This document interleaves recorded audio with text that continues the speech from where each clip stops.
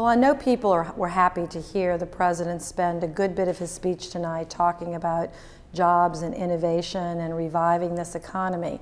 I believe, and many people in Louisiana believe, that a more focus has to be on getting jobs back in the energy sector, particularly in the Gulf of Mexico.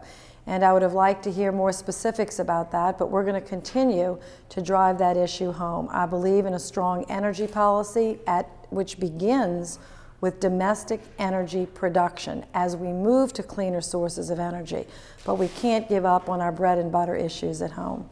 It's very important. You know, Louisiana and many states are facing budget shortages, some of their own making, some are impacts of federal programs, but we all have a responsibility to try to patch those gaps where we can, which is why I fought so hard to fix that very faulty formula where the federal government was going to deduct even more, hundreds of millions of dollars away from Louisiana.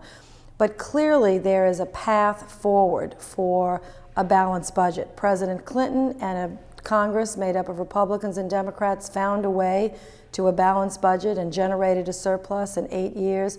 We can do that, but we've got to focus on both sides of the equation, reforming the tax code and making those adjustments, and then reducing spending, eliminating ineffective programs.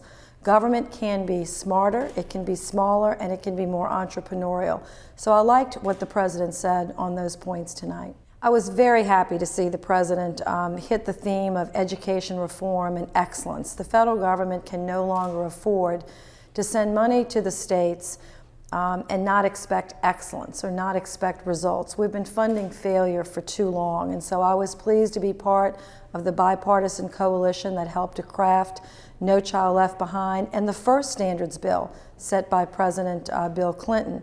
Now we have to revive that and push forward more public charter schools, more choice for parents, diverse provider networks, accountability at every level. We're doing that in Louisiana, and the results are we've moved from 35th in the nation all the way up to 21st. And we could, as a southern state, with our challenges in demographics and per capita income, we could be in the bottom 10%, but we're not. We're climbing into the top half, and that's very impressive based on our efforts for reform at home, and we need to be supported by the federal government. And that's, again, I was very pleased to hear that tonight.